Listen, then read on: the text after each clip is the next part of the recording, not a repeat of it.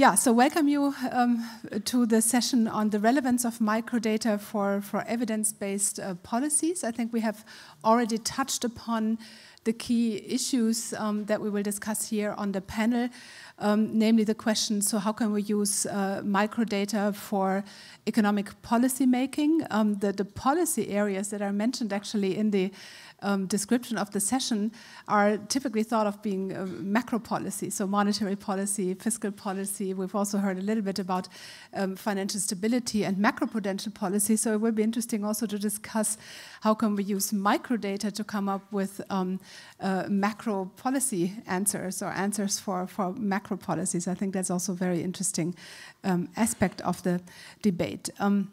So lots of issues that we can discuss here. How do regulatory changes actually impact upon the behavior of households, firms, banks? What was the aggregate impact? And actually, without much further ado, I would like to turn over to the panelists, because we have a very distinguished group of speakers here, and I'm sure you have a lot of experience to share from academic work, from policy work.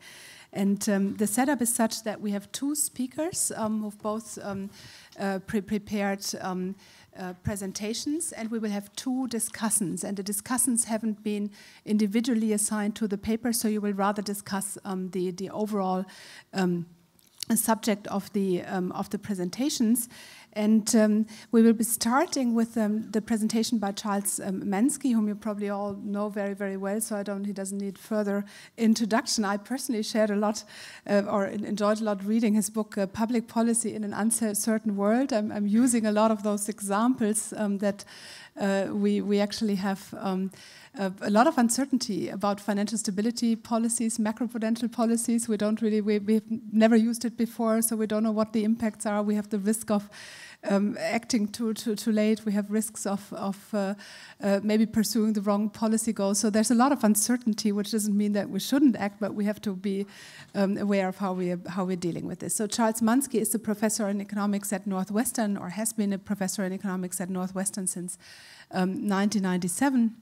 Holds a PhD in economics from MIT, has served on a lot of different committees and policy panels, has published extensively on the issues that we're dealing with here. So I would like to hand over to him. The presentation is on the computer, so that the presenters have about, we said 20 to 30 minutes, so maybe we can try and set it at 25, so we also have some time for discussion later on. So Charles, the floor is yours, and we look forward to your presentation.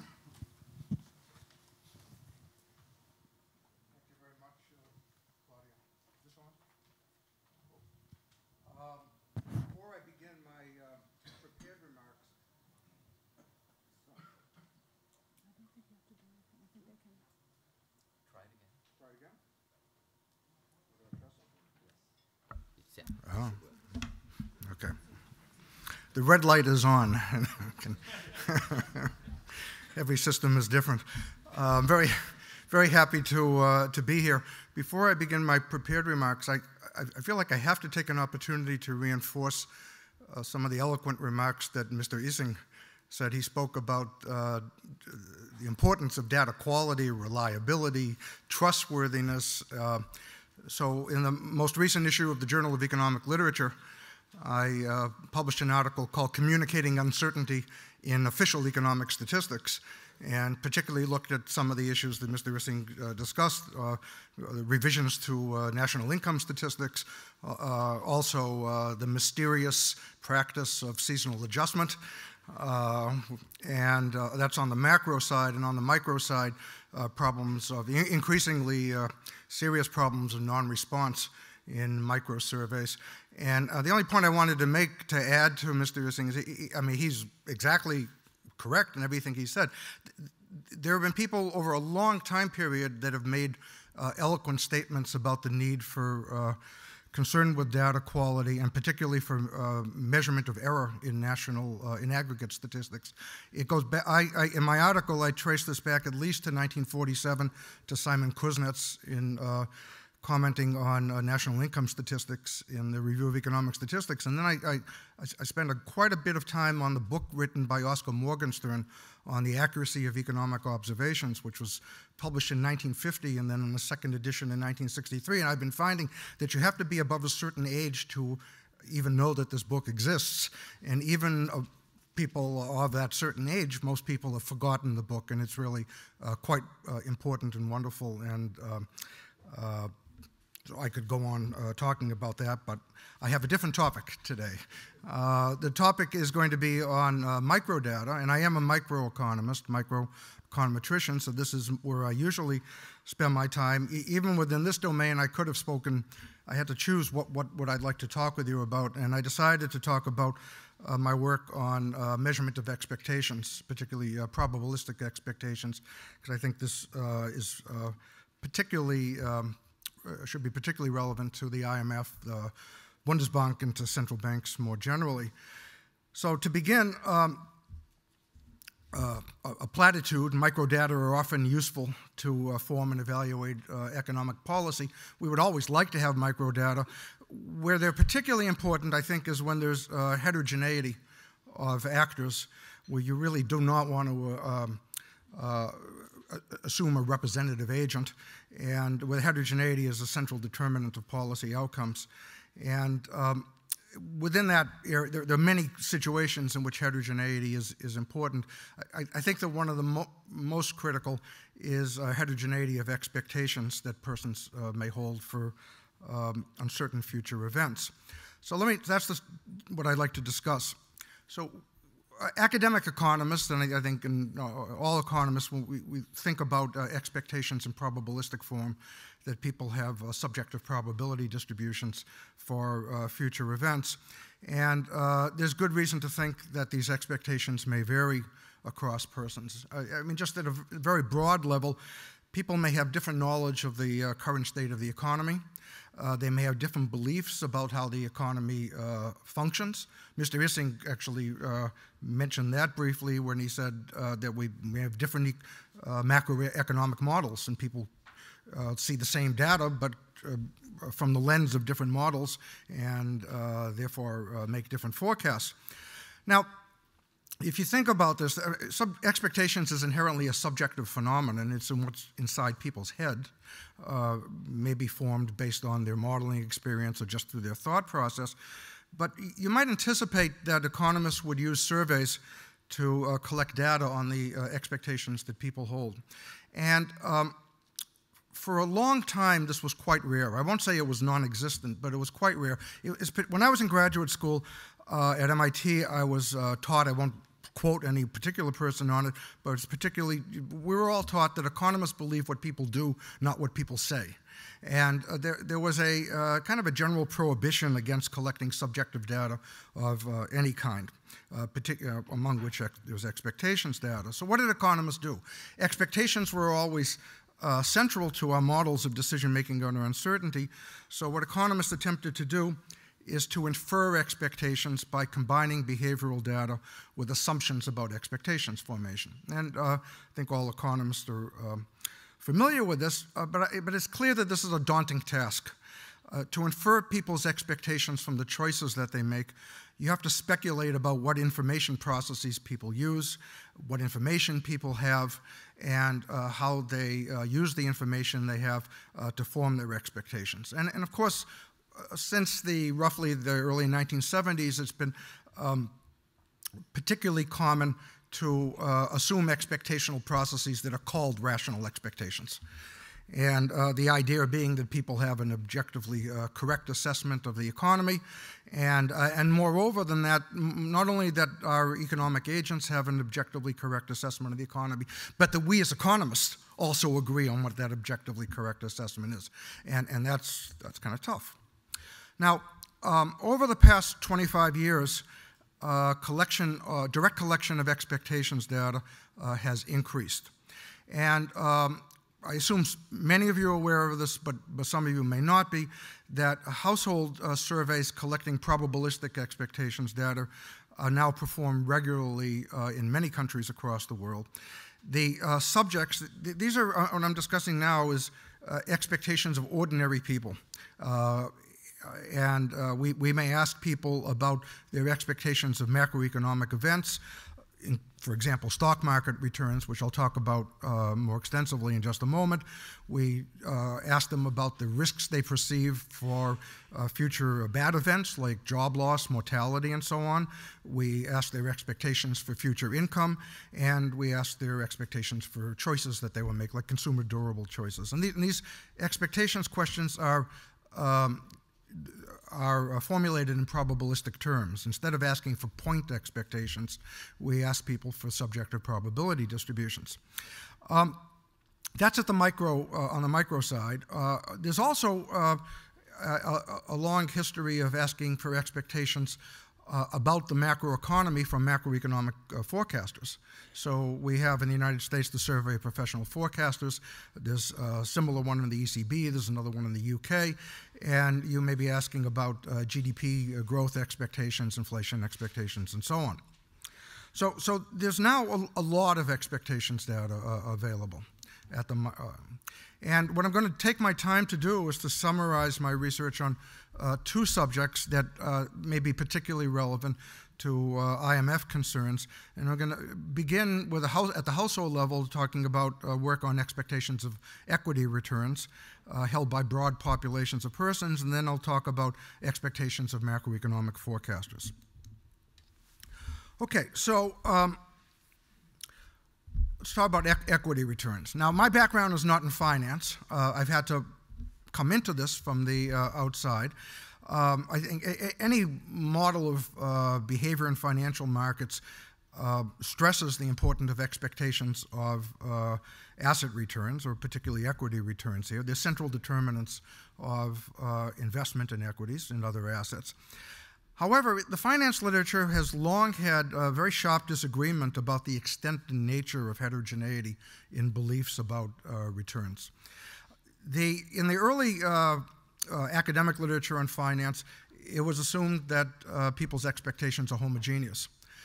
In some of the literature, it was allowed that at the beginning expectations might be heterogeneous, but that through accumulation of information, eventually people would converge and have homogeneous expectations. So I'm talking about the classical work in the 1960s and 70s.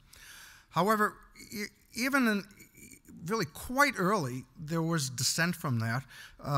There were other researchers who were arguing that heterogeneity in expectations is critical to the functioning of asset markets. In work that I've published on this, I traced this back to Keynes and Williams in the 1930s, and then in more modern literature to Miller and to Meshar and to Harrison, Raviv and Candle, and articles published in mainline journals, American Economic Review, JPE, Journal of Finance, and so on. So there's always been an argument about, just descriptively, about the extensiveness of heterogeneity of equity returns, of expectations of equity returns. But the question was, there was no data available. So back in the late 1990s, I, with a colleague with whom I've worked extensively on this, Jeff Dominitz, we initiated survey research measuring in probabilistic terms the beliefs that Americans hold about equity returns in the year ahead. And we started our own survey, a telephone survey, which we ran for 10 years, which we called the Survey of Economic Expectations. We later put questions on the Michigan Survey of Consumers. That's the very well-known consumer sentiment survey. And then later on, questions of this type migrated to the Health and Retirement Study, which is a major longitudinal survey, and it's been in other places as well since then. A kind of typical question has emerged to ask the percent chance that a diversified mutual fund will have a positive nominal return in the year ahead. And here is the kind of a standard word, just to give you a feel for the way these questions are worded. Is just one example. We give an introduction. It says people think about, please think about the type of mutual fund known as a diversified stock fund. It explains what it is. And then it poses a scenario. Suppose that someone were to invest $1,000 in such a fund. Please think about how much money this investment would be worth 1 year from now. And then we say, what do you think is the percent chance that this $1,000 a year, $1,000 investment will increase in value in the year ahead so that it's worth more than $1,000 a year from now? So what's the chance there will be a positive nominal return? Now, that's a kind of standard opening question. We actually asked a series of questions. What's the chance that the rate of return will be above 5%, above 10%, or the fund will decrease in value? So you could actually estimate an entire individual specific subjective distribution. And as I said, questions like this have appeared in other surveys as well. Now let me just summarize briefly what our findings were. In a series of published articles, Jeff Dominant and I described the responses, and we try to interpret the measured expectations. Heterogeneity was key.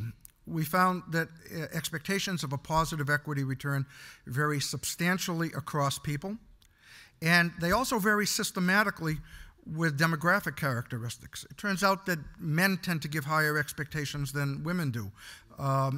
There's heterogeneity, lots of heterogeneity within each group, but overall, men tend to give higher expectations for market returns than women do. There are systematic differences with age, with the years of education, and so on. And the patterns are quite similar across the different surveys. We've done this on multiple surveys, and the patterns are quite similar. Now, the interesting thing is that although there's quite a considerable amount of cross-sectional heterogeneity in the expectations, there's enormous, not total, but there's very large stability across time in the way a particular individual responds. And for this, we've used longitudinal data. We may ask the same individual at 6-month intervals or 2-year intervals for their expectations returns. And what we find is that there's heterogeneity across people, but stability within people.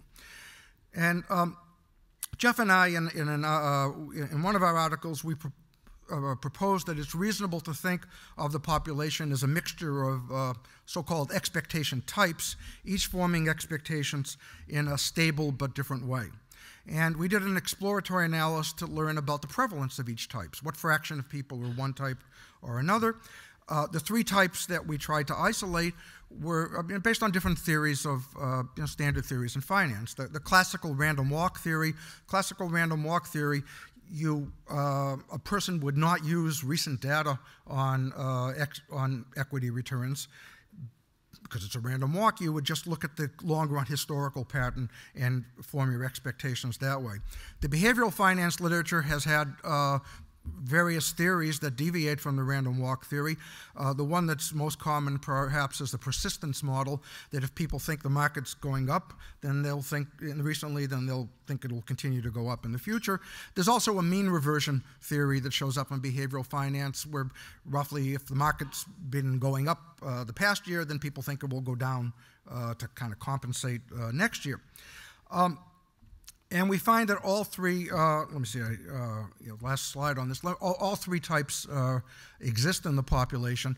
If you say which type is most prevalent, it seems to be the persistent type, but that seems to cover only 40–45% of the population.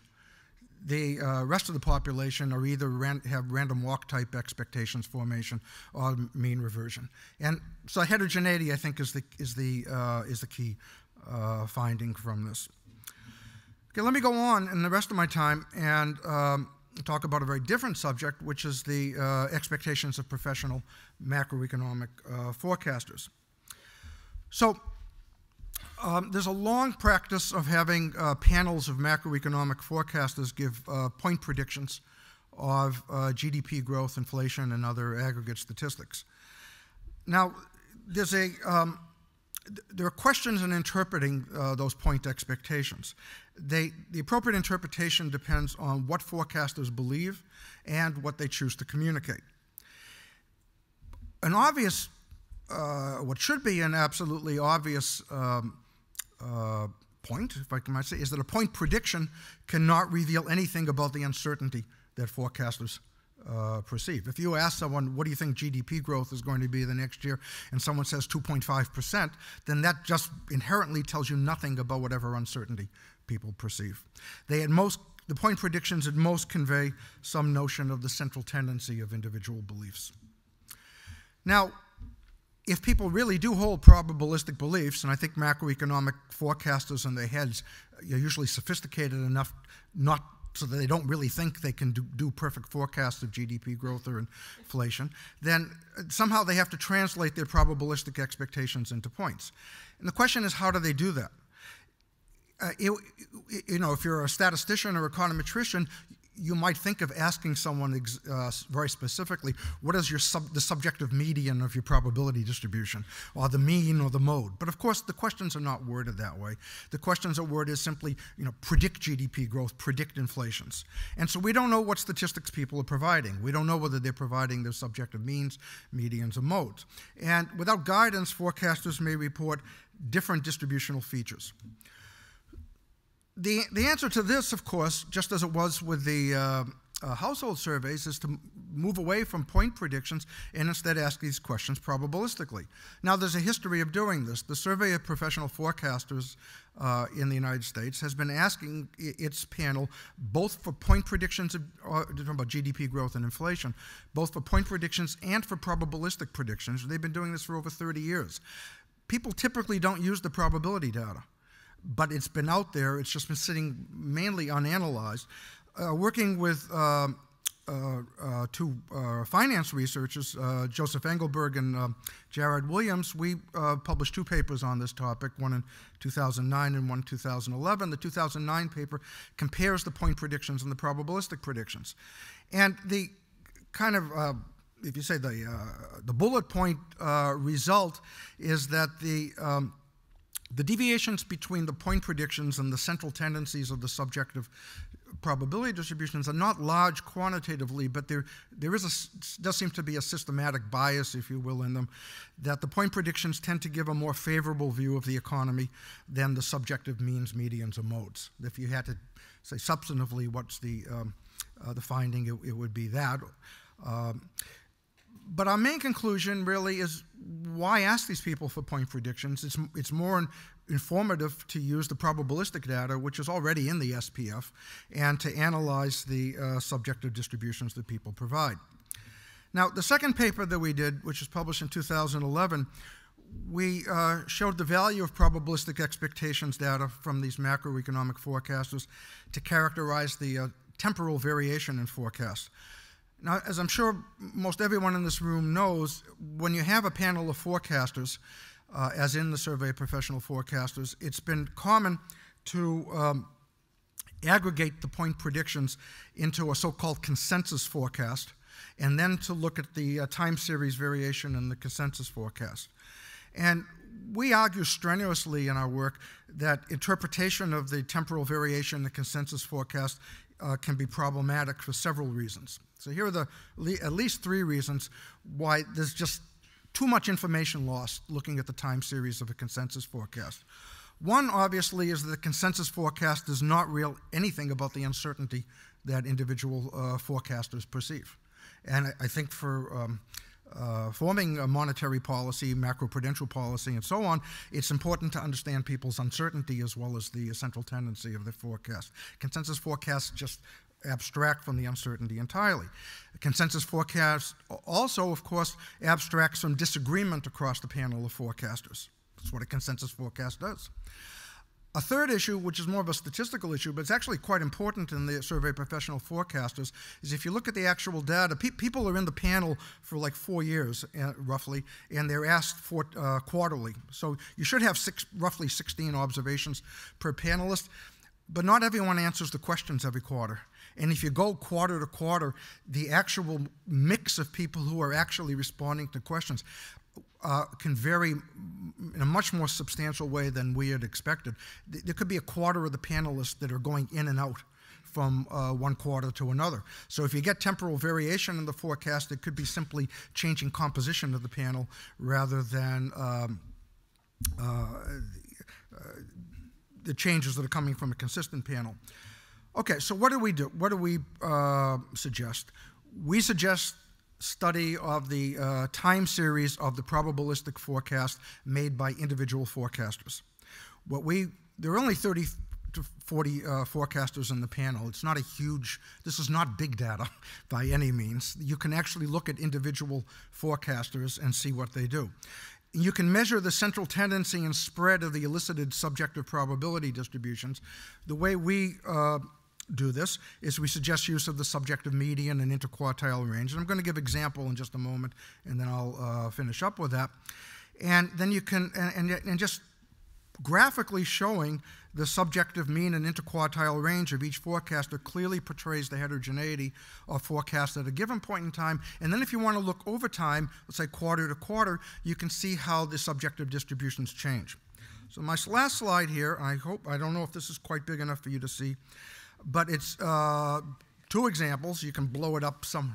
I have no way to blow it up here, but so I'll tell you what it is. The top one is GDP growth forecast in the 3rd quarter and 4th quarter of 2001, and we particularly chose that because that brackets 9/11. And we wanted to see how the event of 9/11 would change the expectations for GDP growth of the SPF forecasters.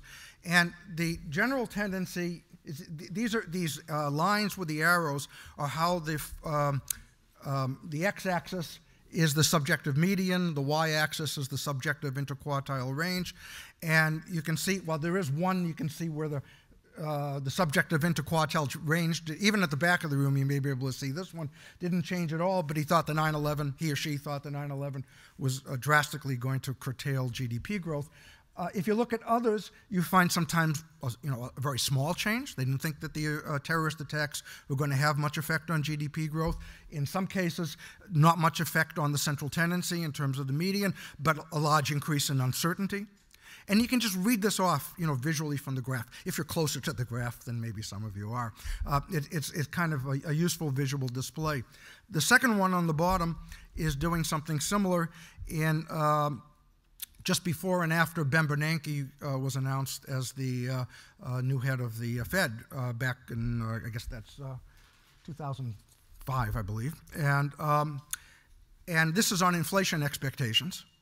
And what's clear from the arrows going in many different directions was the heterogeneity of beliefs among the SPF forecasters about what impact Bernanke's nomination would have on inflation in the United States. And again, you can see both the central tendency and the interquartile change movements for individual forecasters. The bottom line from this is really to get away from looking at the temporal variation in consensus forecasts. Instead, look at the forecast of the individual members of the panel, look both at the central tendency and the spread of those forecasts, and gather information in that way. So I think I'll stop at that point. Thank you very much.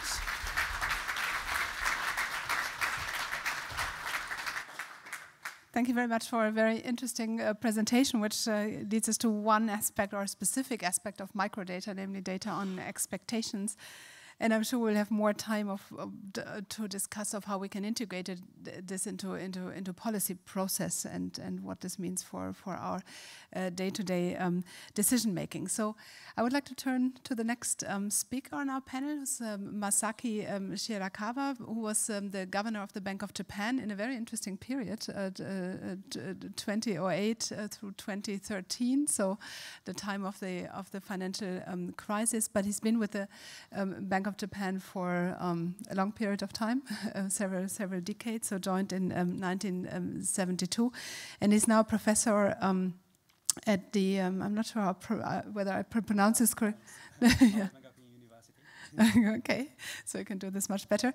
And a member of the group of 30. And I'm sure he will have a lot of experience to share with us about policy making and how data is are being used for that. And so I would hand over to you again for about 25 minutes.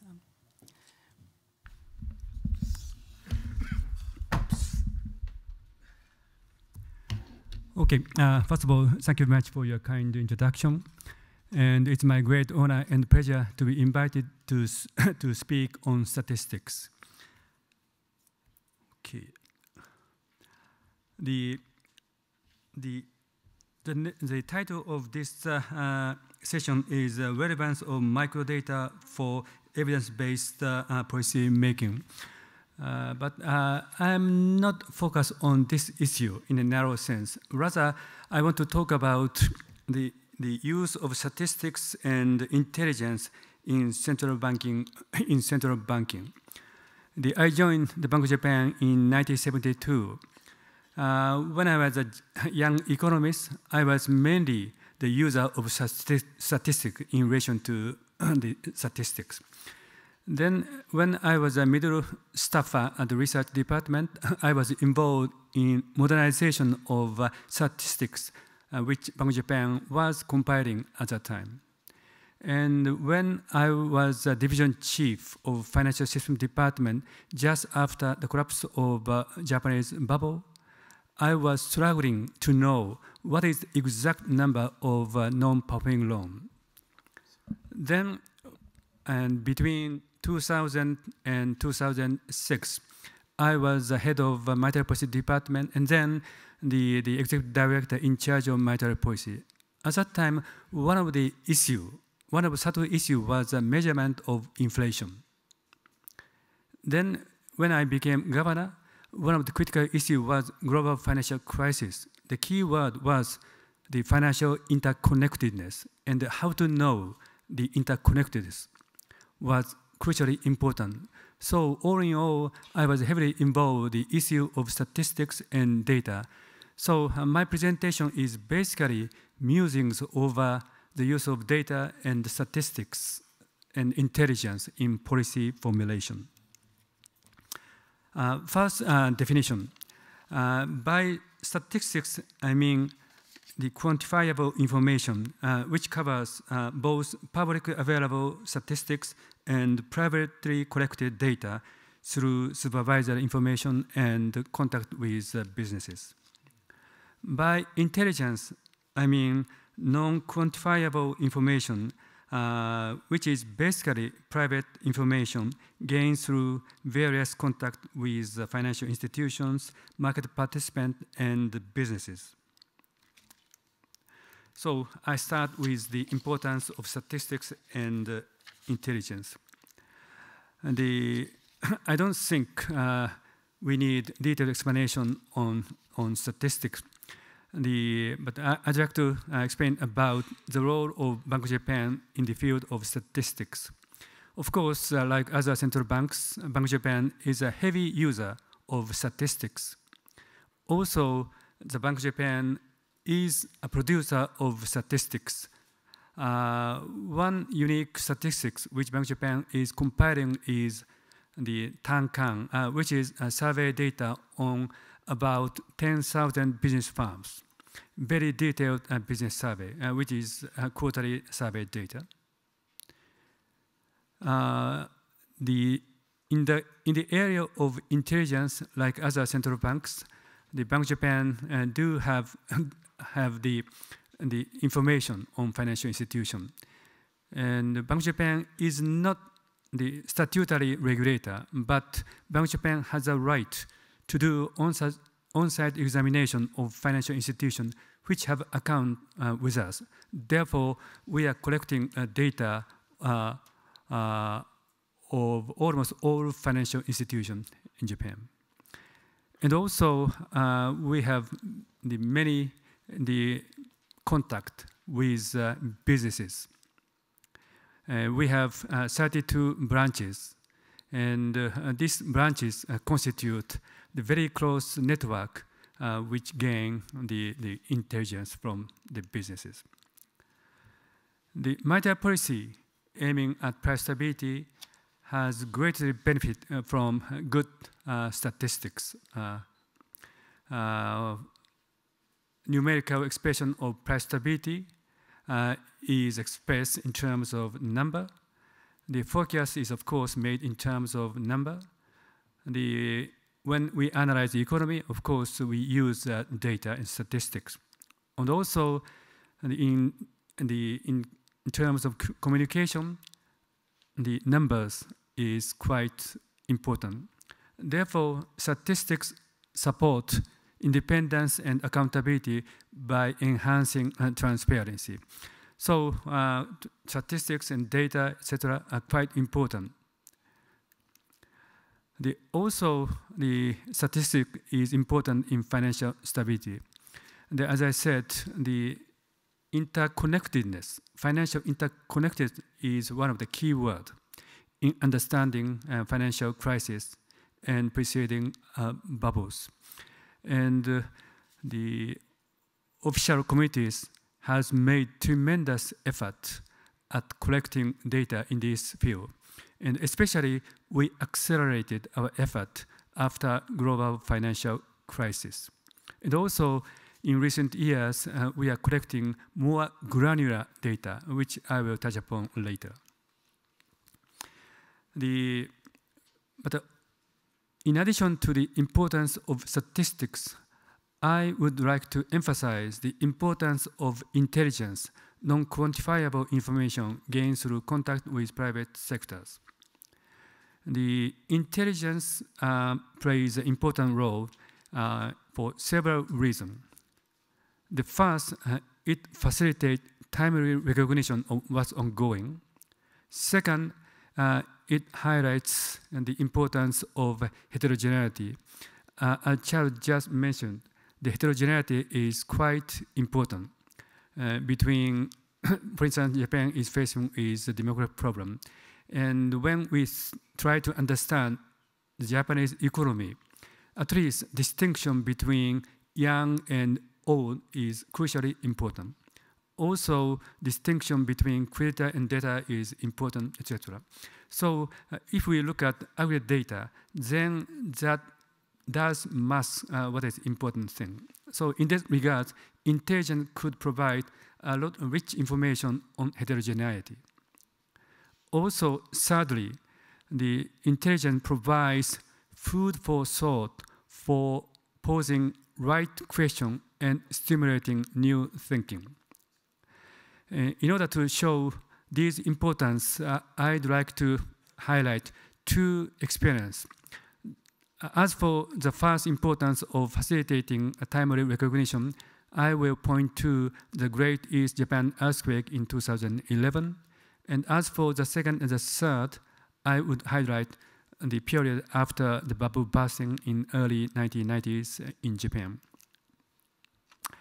Okay, this chart shows the development of production index, the before and after Great East Japan earthquake. It did erupt in the March of 2011. And the production decreased very sharply. And at the bottom of the production, the total production decreased more than 20%. Automobile production decreased by almost 50%, and auto part production decreased almost 50%. And automobile industry was one of the key industries in Japan. And at that time, it is crucially important to know whether and at what speed the recovery of production start. And supply chain was disrupted, and also production was disrupted because of the accident at nuclear power plant. So in those days, statistics was not that useful. Therefore, we rely on detailed source of contact with businesses. And every day, we contact with the key players in the industry. And eventually, production recovered to the prior level in five months period. And surprisingly, our estimate, our projection based on the contact with business were quite accurate. And we succeeded in knowing exact timing, and also we succeeded in knowing the speed of the recovery of production. And that was one of the great benefits of having the business contact. And the second case, which I want to highlight, is period after bubble bursting in Japan in early 1990s. As everybody knows, the projection of GDP was quite optimistic. That is not confined to Japan's case, but also to this global financial crisis. I'm a bit hesitant to draw this chart in the presence of many members at the International Monetary Fund. But this shows a forecast era of growth after the bursting of bubble in Japan. And in those days, the fund, like other private sector forecasts, they predicted that the growth rate in Japan will be 3% or 4%. But actually, the growth rate was less than 1%. And for fairness, this is not confined to fund, but also to almost all private sector forecasts, including this time around. Again, this is a forecast era of inflation rate, the same era. And also in those days, bank lending was so weak, and growth of bank lending reduced very sharply. And also, viewed from the private firms, credit standard of banks has been tightened so rapidly. In those days, we had a heated discussion over the economy and heated discussion over macroeconomic policy, over financial policy. And at that time, I was the division chief of financial system department, and we were really struggling how to solve. And in those days, there were two schools of thought.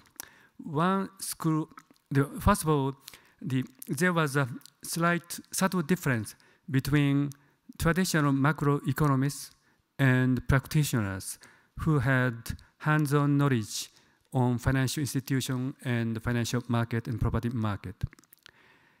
Generally speaking, the macroeconomists with traditional background of macroeconomics are rather optimistic, while practitioners are less optimistic.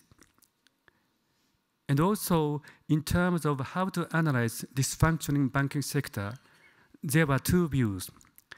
If my recollection is correct, the traditional macroeconomists tend to view the slowdown in lending as reflection of weak economy. But practitioners tend to think that weak lending is not necessarily the result of the weak macroeconomy, but also the reflection of weak capital position of banks. And the difference in this view determines what kind of policy Japan should take. And in those days, I was a strong believer in early capital recapitalization. But in order to do so, we need economic argument. But in those days, economists were rather dismissive of the second view. But on the other hand, practitioners felt intuitively the need for capital injection, but unfortunately, they are lacking in smart intellectual framework.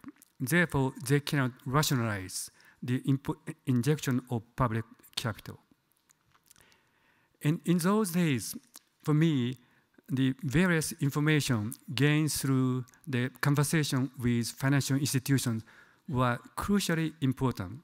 And I could combine those anecdotes and history and macroeconomic statistics. And that was what was needed. But unfortunately, just to look at statistics didn't solve this problem. So, as I said, intelligence gains through contact with private sector is important in the sense that it provides heuristic input for thinking what's ongoing. And of course, the intelligence itself doesn't offer the solution, but it could be a heuristic input. In that sense, both statistics and intelligence are crucially important. Now, I'd like to move on to some pitfalls of evidence-based policy. The Otmar Issing mentioned about inflation targeting. And over the decade, I have discussed this issue with Otmar, which I have a deep respect, sympathy. And many central banks are adopting inflation targeting framework, more or less. Although exact naming is somewhat different, but essentially many central banks are adopting broadly defined framework of inflation targeting. And on the one hand, this framework functioned relatively well up until the onset of global financial crisis.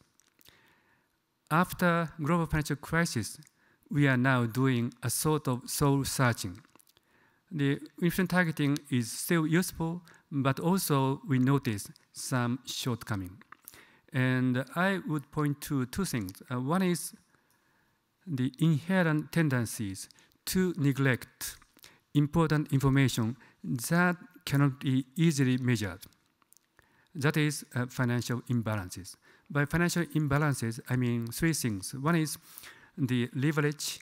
The second is rise in asset prices. And the third is very aggressive risk-taking.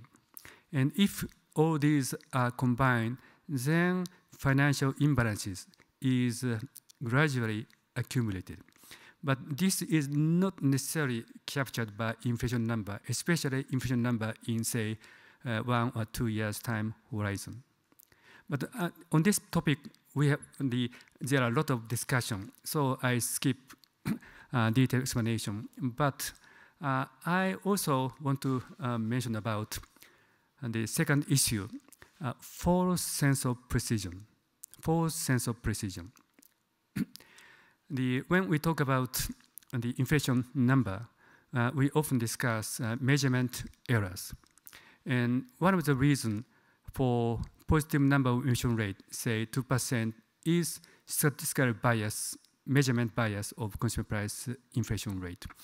And in this regard, two things are often mentioned. One is so-called Raspberry bias, and the second is quality adjustment.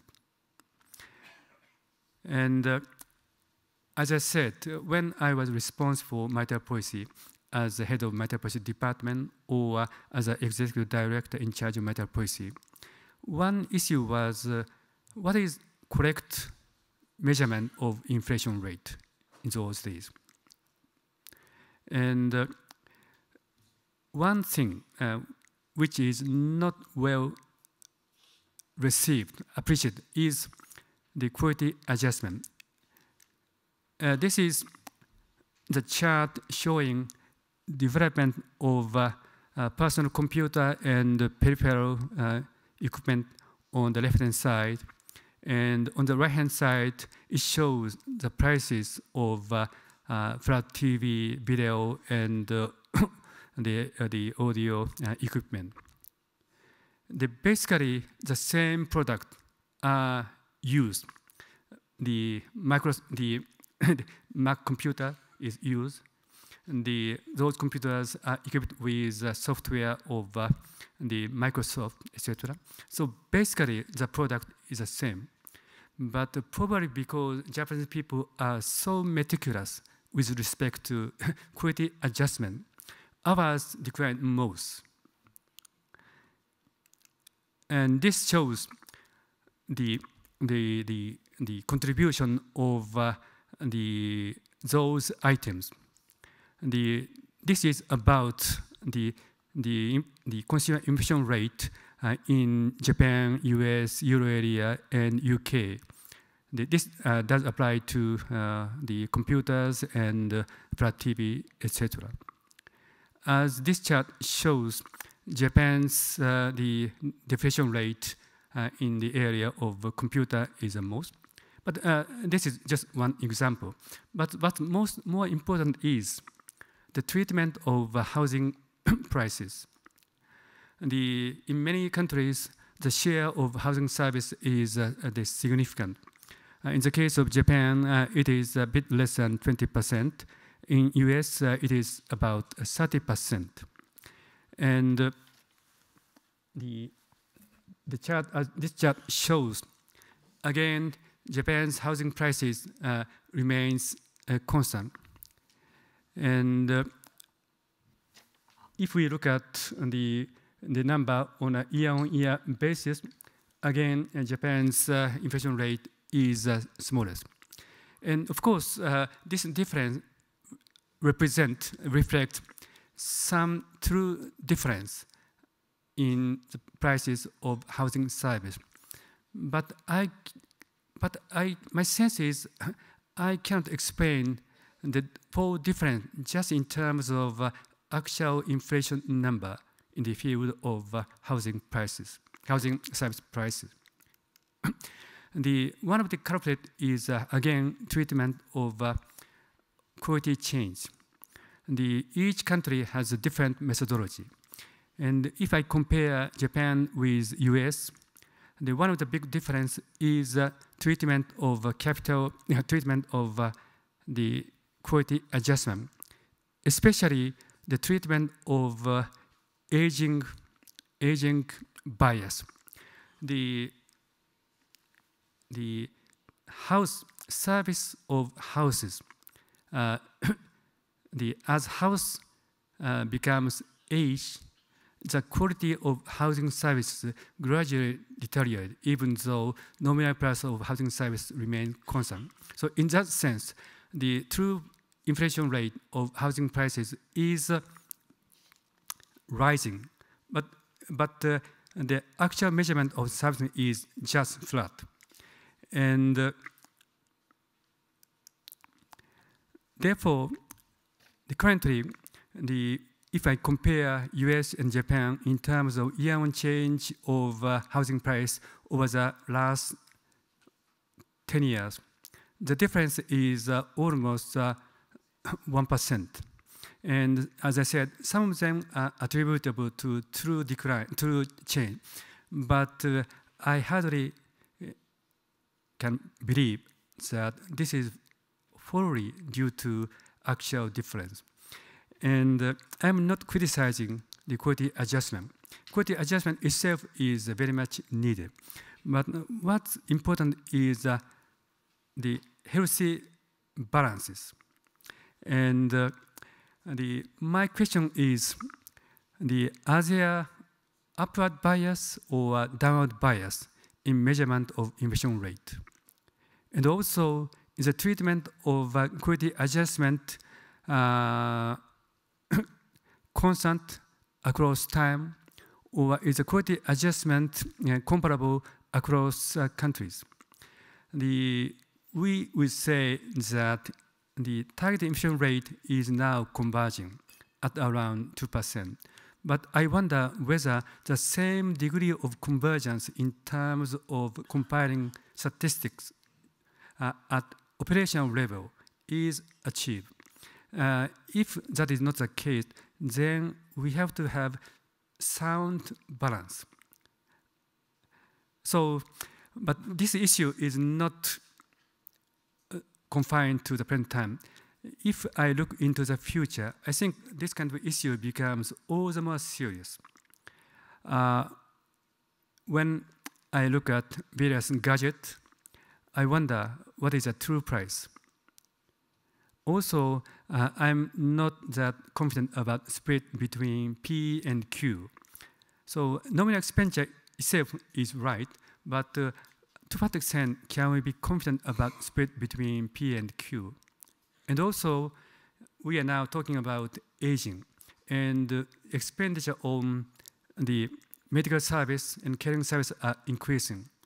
And I wonder how we can adjust for the change in quality of medical service. So, time is running. Okay, probably I had better postpone this part to the later decision. Okay,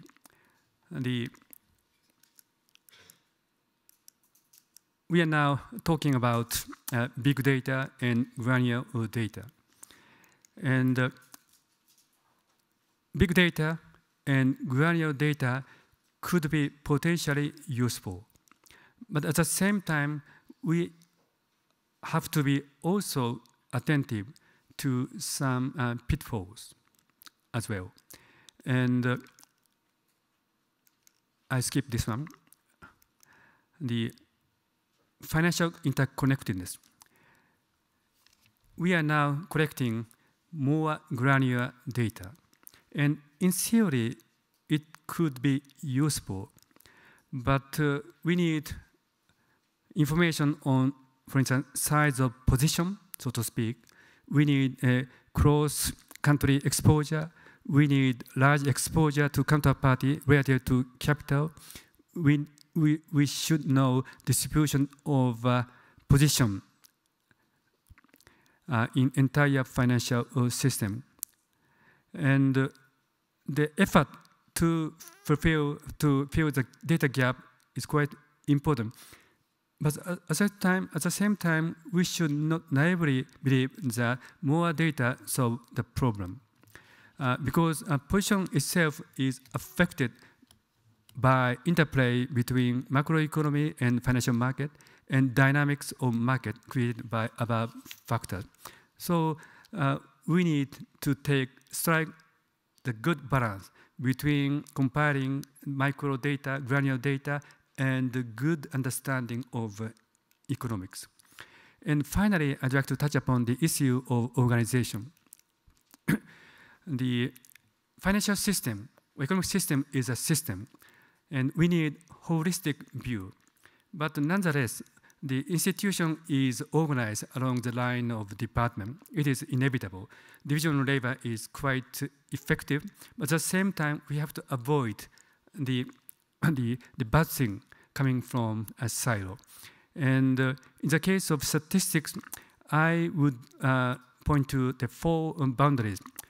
That is, a boundary between monetary policy wing and financial policy wing, the boundary between statistics department and the research department, boundary between group of macro forecasting and group of business contact, the boundary between policy side of financial stability and bank examiner. And breaking up a silo culture is quite important. And after all, central bank is an ever-learning institution by making use of all available information inside the institution. And what is possible solution? No magic solution, I would say. But I'd like to mention about Bank Japan's deliberate effort. That is job experience that enables economics staff to learn statistics and contact with financial institutions and businesses to gain hands-on knowledge. For instance, when I joined Bank Japan in 1972, and 1 year later, I was assigned the job of meeting with the businesses to know what's ongoing. And that was my first starting point as an economist. And also, senior macroeconomists often have some experience as manager in statistical area. Therefore, our economists, now it's not our, but future economists knows relatively more about treatment of for instance, quality adjustment. And because on the one hand, Bank Japan is comparing the statistics of corporate service index. And by doing so, we are accumulating vast amount of knowledge of service of office rental. And we are doing our own version of quality adjustment. And built from this, we wonder whether the treatment of CPI in terms of housing service is good or not. So this is a synergy. And also, staff working in policy side of financial system department often have some experience as bank examiner, although the length of experience is not that long, but still that is quite important. So my point is silo is inevitable, but in order to avoid silo culture, we have to make the direct effort. And by doing so, central bank can mobilize all sorts of information. And so in that sense, statistics, intelligence, economics are all important. Thank you very much.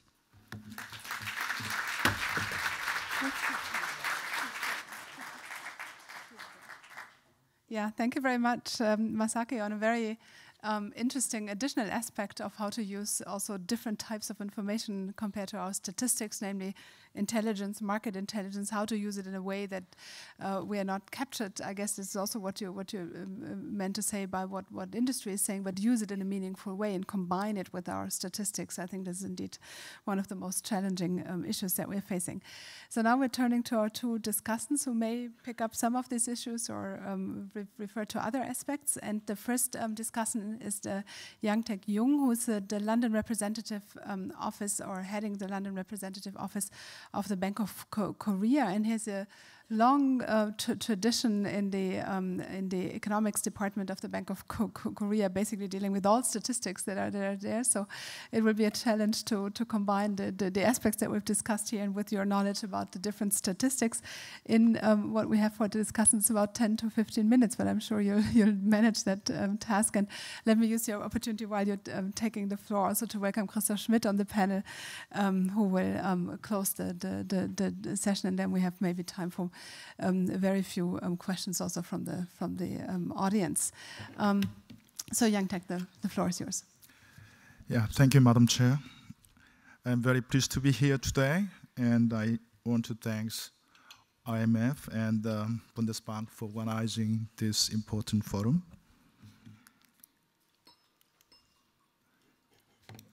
Nobelist laureate James Heckman made this statement to acknowledge the pioneering work of statisticians. Over the past 30 years, I was not only a producer but also a user of microdata at Bank of Korea, and I also like to express my deep gratitude to statisticians at National Statistical Office and Central Bank and international agencies for their contributions of developing and improving microdata. I have only very short time, and due to time constraint, I'm going to skip first two parts. That's introductory part of my discussion.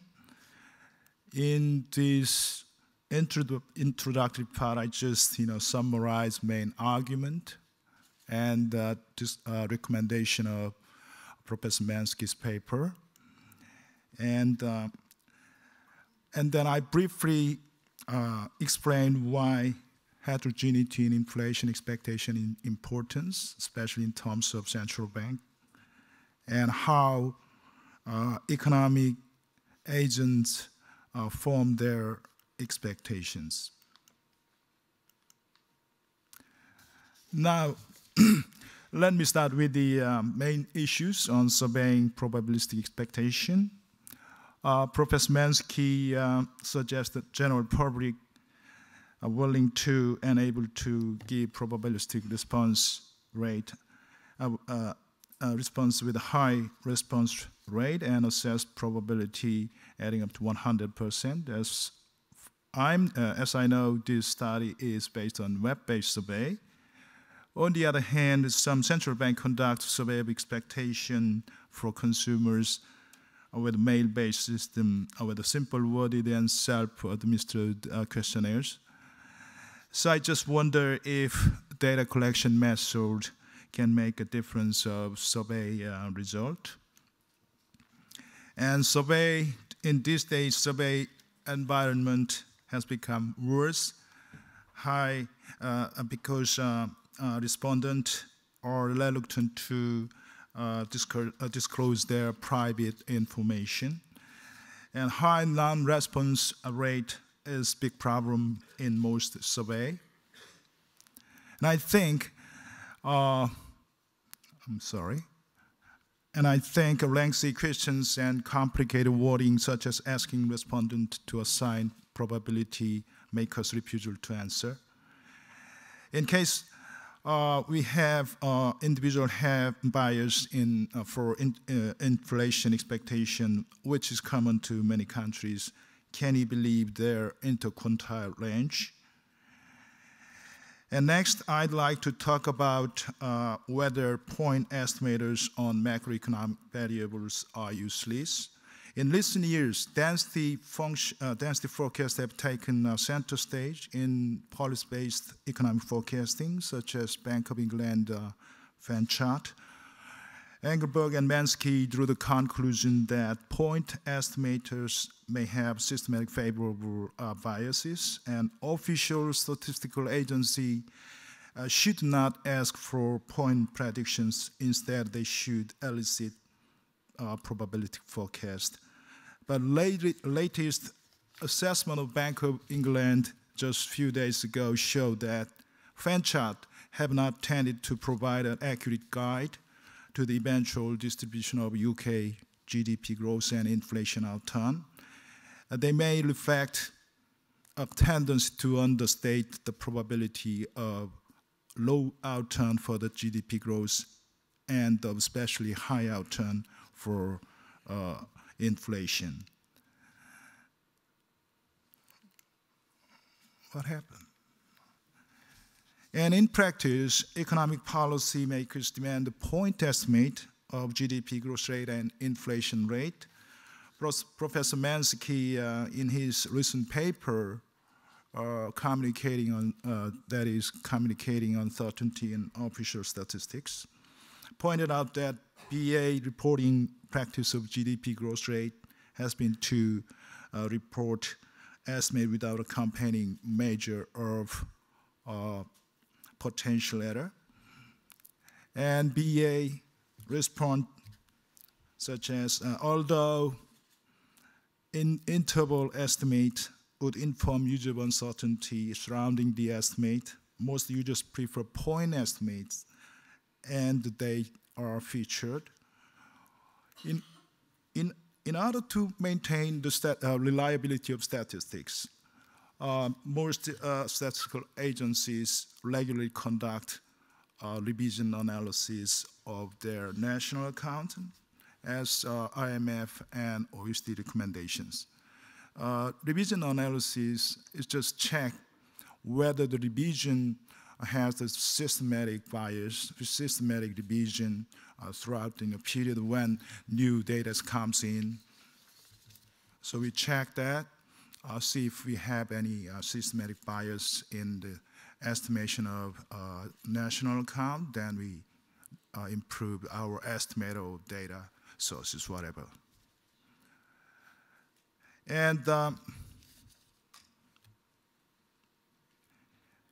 as Professor Mansky mentioned, we can make interval estimate of GDP growth based on historical revision, but presenting them sometimes may confuse the user as following example. In this case, we may have difficulty in interpreting economic situation. And in my opinion, interval estimate in time series analysis may not provide meaningful information to users, and this leads users to prefer point estimate to interval one. The other concern that I have is how we can summarize heterogeneous individual uncertainty. The figures in his paper shows that subjective interquartile range can be devised, and the direction and magnitude are very heterogeneous across individual. If we simply average up those IQRs, then we'll lose information on individual distribution. On the other hand, the tracking the heterogeneous subjective distribution would be very hard task, would be some not easy task for policymakers. And I think we need a generally accepted method of aggregating heterogeneous probability expectation. And now let me allow me conclude. Professor Mansky has made a significant contribution of measurement of expectation in survey and on communicating uncertainty and official economic statistics. But in order to implement his recommendation into some official statistics like aggregate statistics, changes in the perception of users, particularly policy makers' awareness is needed. Finally, the data-dependent policy maker becomes more popular. Policymakers are demanding more timely and reliable data. However, statistical agencies in many countries are now struggling with insufficient budget and manpower. And I want to emphasize that strengthening statistical capacity is an important prerequisite for making better policy. This is my comment, my discussion for Professor Mansky's paper. And now I just briefly discuss the second paper. Professor Shirakawa underlined the importance of statistics in central banking. Governor Shirakawa also pointed out some pitfalls of evidence-based policy as raising concerns of quality adjustment problem of price statistics. This is issue very crucial to not only capture pure price movement in price statistics, but also affect real GDP through deflation process in national account. In this regard, I'd like to share recent Korea experience. Since 2012, the discrepancy between manufacturing industry value added from national account and IPI from firm level survey has been widened. As you can see in the bottom chart, and the manufacturing industry growth rate denoted by red line has surpassed that of IPI, and discussed the disagreement on economic condition among policymakers in Korea. Based on industrial production slowdown, government officials who support economic stimulus insist on lowering interest rate. On the other hand, based on GDP estimate, Monetary Policy Committee resists cutting interest rate to stabilize macroeconomy. What? Okay. This inconsistency has many attributed to different statistical treatment, rapid change in product portfolio of mobile phone industry. There is a sharp increase in high-end smartphone production, whereas a sharper drop in low-end feature phone production. In general, there are some differences in statistical method between GDP and IPI, as shown in this slide. Among many regions, I want to emphasize difference in deflation method and weight method between two statistics. In GDP, we use nominal value deflation to get volume measure, but IPI quantity extrapolation method applies. When the production of commodity with a significant quality product improvement increase faster, GDP growth rate is higher than that of IPI. In addition, GDP adopt chain-weighted method and IPI use fixed-weighted method. With implementation of chain-weighted method in national account, high-growth industries' weight have become larger than that of IPI as time passed from the reference year. These results show that the effect of reflect the quality change and more relevant weight scheme has the biggest reason to cause the discrepancy between the two statistics. I want to conclude my discussion at this point. Inconsistency between micro and macro data makers, economic policymakers, and publics in judging economic condition. And I want to emphasize for users, it is very crucial to better understand the statistical differences between micro and macro economic data. Thank you very much for your attention.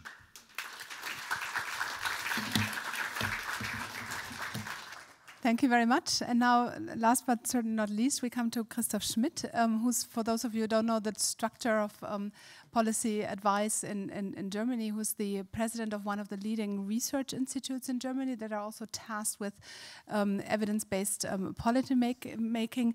And he's also the chairman of the German Council of Economic Experts, which has actually just delivered to the German government last week, I think it was, the new report on the economic situation in Germany. And yeah, so we're very much looking forward to your comments on microdata, how it can be used for evidence policy making, same rules as before. So 10 to 15 minutes to give time for discussion. Well, thank you very much, distinguished colleagues, ladies and gentlemen. Thank you for the invitation. First of all, I have to apologize for being so late. I was on a train to Frankfurt today, and presumably due to a suicidal incident in Cologne, or after Cologne, we were stopped, and I was delayed by 2 hours. We are not really used in this country to these chaotic situations. I was in a fully packed additional train, and the best that they could offer to us was a free non-alcoholic beverage if you were to pick it up at the cafeteria in the train that you couldn't reach. Anyway, I think after all these facts, after these really inspiring presentations, of which I apologize to have missed the first one, but I read the paper, I had the pleasure to read the paper and to see the slides of the presentations before. I think it well behooves the second discussant to redraw attention to some issues or some themes mentioned in the abstract of the session. And of course, I can only be selective there. I will not really be able to give you a lot of examples from our practical work, but maybe in the discussion or afterwards, we could come back to that. The 3 issues that I would like to pick out from this abstract regarding the overall topic of the session: are microdata relevant for evidence-based policies? The first one is there a role for microdata? Do we need distributions? Do we need to pay attention to correlations? And do we have to conduct analysis at the micro level? And here I think the answer should be an unequivocal yes. First of all, sometimes distributions are at the heart of the matter. It's not only about the first moments of distributions, it's sometimes about different aspects, the lower, the upper end of the distribution. And economic interest is just concentrating on this issue per se. But secondly, of course, you always have to give thought to the, or pay attention to the very fact that by concentrating on average figures on a very highly aggregated level, you might miss out on the most important aspects of the question. And if that's the case, then of course you need to refer to the micro level data, to the individual units, and analyze them. That also has implications for the intricate and highly intertwined question of evaluation ex ante and ex post. Are they 2 sides of the same coin? The question was posed in the abstract. And the answer here, I think, should be yes and no. Yes, in the sense that if you understand the structure that generates the data that is underlying what's going on in the real world, then, of course, predicting what will happen after a certain shock is introduced, after a certain policy is implemented, and then scrutinizing, investigating afterwards what actually has happened should basically lead to the same set, or qualitatively the same answers. But of course, the approaches to get there should be maybe quite different, much more parsimonious if you want to predict, and much less parsimonious maybe if you want to find out what has really happened in hindsight.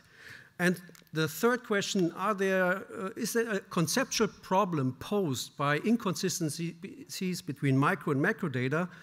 I would rather answer that with a clear no, in the sense that if there is such an inconsistency, then simply drop the macro analysis and go back to what's really happening and build up the macro picture from the correct micro picture. But holding up an inconsistency between the 2 viewpoints, just because you also could derive a different set of results by using aggregate statistics as input to the analysis, that's really something that really has no good motivation behind it. Now, the master is on the stage, so I feel a little bit embarrassed to take a step back and use such broad pen strikes to just answer the question, what are we as economists, what is our task? But let me still do that and try to motivate why I'm so adamant in this position that microdata are needed. First of all, what do we have to do in empirical research in economics? And I apologize especially to Professor Mensky if I am paying here too primitive tribute to his contributions. First of all, we have, of course, often only to describe things. And here our question is compare the comparable. For example, if you want to know whether the wage distribution has shifted, you should rather ascertain that the composition of workers hasn't changed very much. So you see, for example, in Germany over time in recent years that the wage distribution has been spread out. Does it mean that for an individual worker or for some individual workers at the lower end of the wage distributions, the fate has become worse? No, you have seen that many people were introduced in the market with low productivity. Not paying attention to this change in the observation units would lead you to the wrong interpretation. Similar in the income distribution. So maybe not the composition of people changes, but the system around them, the system that works for generating their results, their realizations might change. You might introduce a new system of poverty relief and find that your income distribution is changing. But that doesn't mean that people have changed. So you have to distinguish between the two. And of course, you might have structural breaks and the like. The second task that we often have to pursue is forecasting. And of course, we would like to extrapolate from the experiences of the past into the future. But for that, we need some anchors of stability. If everything is in flux, we cannot really do anything. So, or we cannot really be able to learn from past observations very much.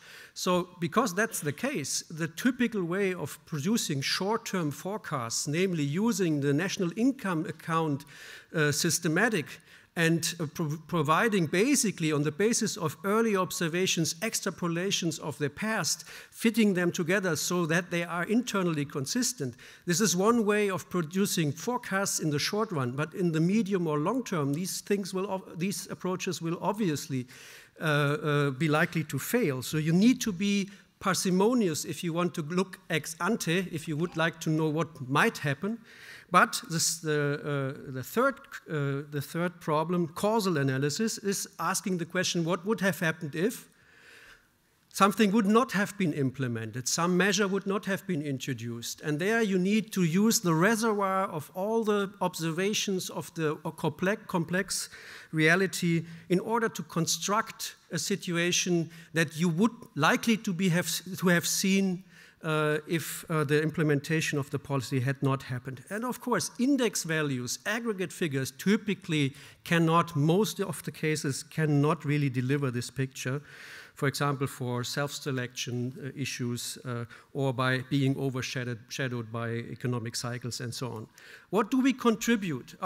Observed heterogeneity is not really an insurmountable problem. Of course, it is a problem of money and a problem of time and attention, but conducting research at the wrong unit of observation, disregarding heterogeneity, that's an inexcusable sin, in my viewpoint at least. The distinct contribution of economic analysis is what do we bring to the table that sociologists, political sciences, and so on do not? Well, we point to the fact that incentives matter. People react to incentives. Decision makers react to incentives. Here we typically, or traditionally, we work with the idea that these impacts, the reactions to policy and their intensity are quite homogeneous. But that has been also a little bit more explored in recent years. What we are used to is that budget constraints vary between people. This is standard, that the variation that we use to analyze empirically what's going on in the world, this variation is always often concentrated, or the attention is often concentrated to heterogeneity and budget constraints. Today we have seen several and read several papers by Professor Mansky that expectations are also something that is maybe something that should be explored in terms of its heterogeneity, and we have seen I think a very stimulating way of extracting information from people, from survey respondents regarding this heterogeneity. Now, the micro-macro distinction that we, especially in the second paper, in the second presentation, were introduced to so comprehensively, I think that's something that we have to regard as coming from or stemming from traditional, from historical roots, from our limited technical capabilities, but it's somewhat outdated to distinguish these two aspects adamantly. Why? Because in the end, all the numbers that you see, even if you find micro data sets, take any micro data set, each number there is again an average. For an individual enterprise, for a household, you will always have to aggregate somewhat in order to get, even at the individual level, a quantified unit, a quantified figure that you then use for analysis. Now, the real distinction is, I think, somewhere else, and I'll tell you in a second. It's not about the publication. Research should always be transparent and replicable and published. It's also not about the nature of whether it's hard facts or intelligence. Intelligence actually might even be gained at the macro level. It makes a difference only if you talk to the minister of let's say, the Secretary of State or to the local mayor. One might be more individual, more local, more decentralized, but still the principle is the same. It's not really replicable in the sense of hard information, gathering hard information. Now, I think that the real distinction is how data and results and research results are utilized, what purpose they are derived for. If they are derived for understanding, for gathering insights, for answering policy questions, then of course the question at hand dictates the level of aggregation that is the correct one, that is the appropriate one. If you want to go into, if you go into the policy area, either by trying to explain to people what's going on, by communicating choices, by communicating facts, or by seeking compromises in a political entity, in a governing council or so on, then of course you need to condense the information very coarsely, very concentratedly in order to have something to negotiate about. You can hardly negotiate about whole distributions or very complex surfaces or something like that. You need hard figures that really boil down the discussion to one or two figures that you can then concentrate on in the discussion and negotiation. So communication is something different, but the research behind it should never compromise regarding the right level of aggregation. Now, you will see in one of the sessions, we will have a discussion here about representing welfare and communicating that. There you have a development recently that you have let's say, a small set of figures condensing the state of welfare and progress, and in the background you have something like emergency lights that come up if something is emerging that should be paid attention to out of the orderly. So like a dashboard, you drive a car and you need only a few instruments, but in the background there's a lot of computer stuff going on, and sometimes you really have to pay attention to one of these aspects that in the usual circumstance you don't have to. Like, for example, you have indicators of financial instability risks and so on. Now, the distinction that we saw in the first presentation and in the first paper, or one aspect that you were informed about in the first paper, was about how to elicit information on heterogeneous sets of expectations. I rather think that there's a 2x2 matrix here that might conceptualize the discussion by research and communication, the utilization on the one hand, and by the source of information, hard or soft on the other, all coming with their own identification assumptions. Now, evidence-based policy in this sense is not exhaustively defined by just extensive use of data. Using micro data and using fixed effects regression models doesn't mean that you are conducting a causal analysis. You need to really put more to the table in order to motivate your results, the correlations that you derive in the data, as being causal. What it rather is an approach which offers a transparent, sober discussion of what you can do with the data and what you cannot do, the limitations. And if you accept these limitations, then of course all the pitfalls that we are talking about can, in a sense, be explained and vanish. You don't fall into these pitfalls. Now, last seconds for my discussions. What does it mean for central banking? And I apologize because it's really a blunt statement. You can just simply say you have no idea about central banking, which is correct. But what I learned especially from the second presentation, was that it seems to be that these worlds, the research institute world that I'm familiar with and the world that we are talking today, they have basically the same challenges ahead of them. Maybe we are in this particular instance, we have some years of more experience. Becoming more scientific doesn't mean to become more technical, but becoming more aware of the limitations that you have and of the potential that you have with the data, given by the data, but also of the limitation. And that means internally you might be, it might be worthwhile to break up internal borders of organization. You talked about the silo culture, and I think that's exactly what characterized our world, our research institutes before. It doesn't anymore. And collaborating intensely within the organization, and that means also organize your work along problems, problem-oriented, and not along departments or traditional hierarchies. And being as transparent as possible is, of course, coming with that. Thank you. Much.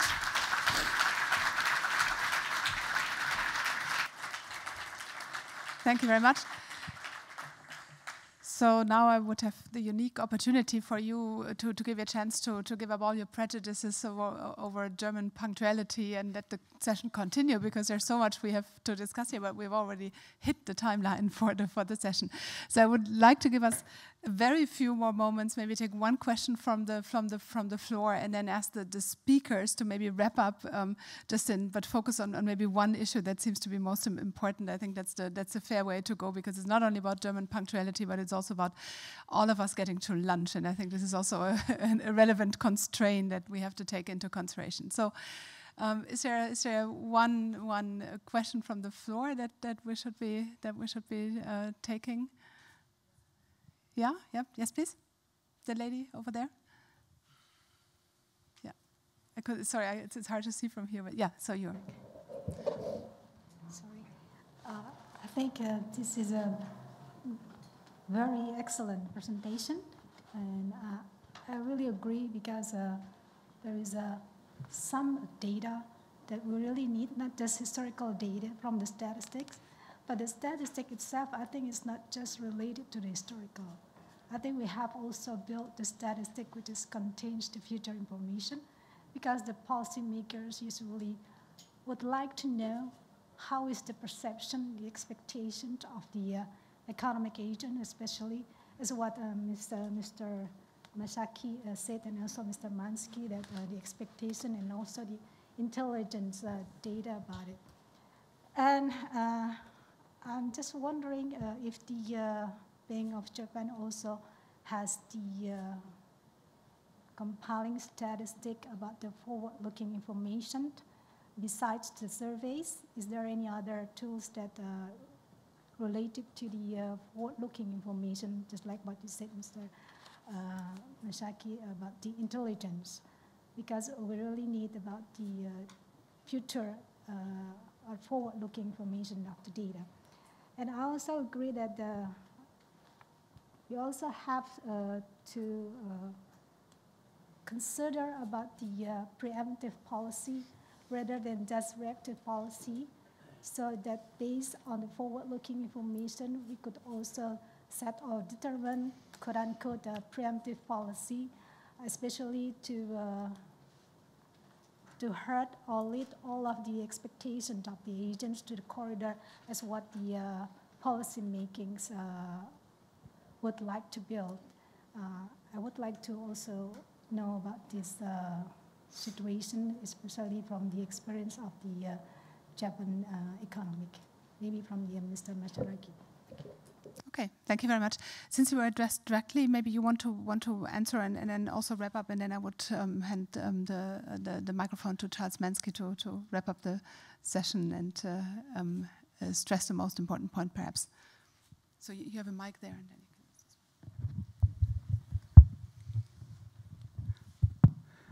can. I'm afraid whether I have fully captured your question, but I'd like to take up the issue of forward-looking policy. The forward-looking policy is almost by definition desirable, but the issue is whether central banks or policymakers are always right in knowing what would happen. And even though central bank collect all kinds of data, it is inevitable for policymakers to make errors. So when it comes to forward-looking policy, what's crucially important is what kind of strategy we should take. The one is so-called the optimal control, and given the probability distribution of outcome.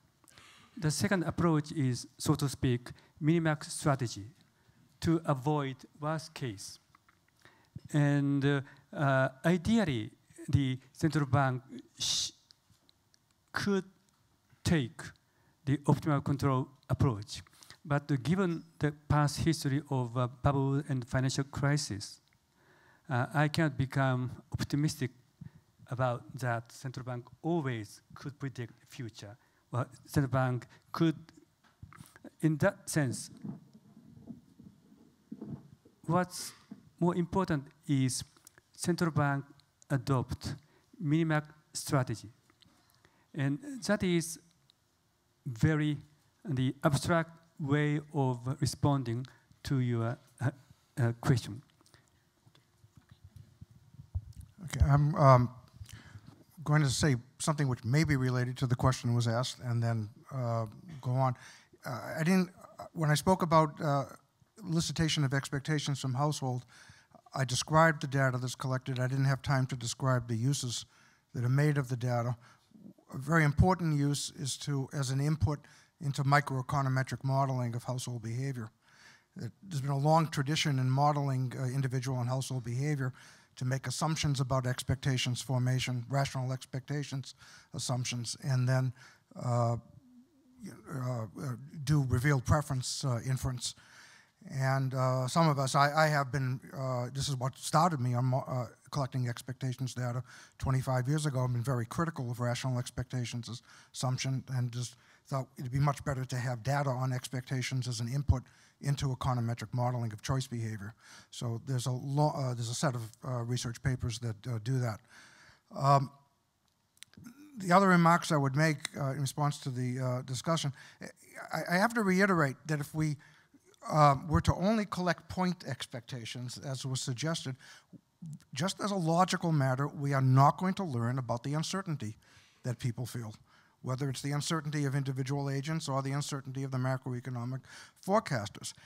In any situation where you think that uncertainty matters, we have to have some way of measuring it, and probabilistic expectations provide a way of doing it. The question is raised is whether this is cognitively burdensome. That question was raised 25 years ago. It turns out that it is not so cognitively burdensome, and the experience has been much better than was expected 25 years ago when this was began. Just to give a couple of references that you might want to, it was discussed whether one can do this in developing countries. It's done routinely in developing countries. One has to be careful about the wording of questions with less literate populations, but it's done. And you might look at the article of Adeline Delavande in the Annual Review of Economics on that. And then finally, on the Bank of England fan charts, I don't know the details of whether the fan charts are correctly predicting or not, but I think the Bank of England fan charts are a wonderful innovation overall, that they present in a fairly transparent way a uncertainty measurement of personnel at the bank, and it's been accepted in the more sophisticated part of the financial press in the United Kingdom, I think is great. And the United States does not do something similar. I think the Federal Reserve should. I think the ECB should. Thanks. Thank you very much. Thank you very much for a very interesting panel. So it's not the end of the story. We have 1.5 more days to discuss. And now I turn to Robert to lift the uncertainty what a lunch presentation is.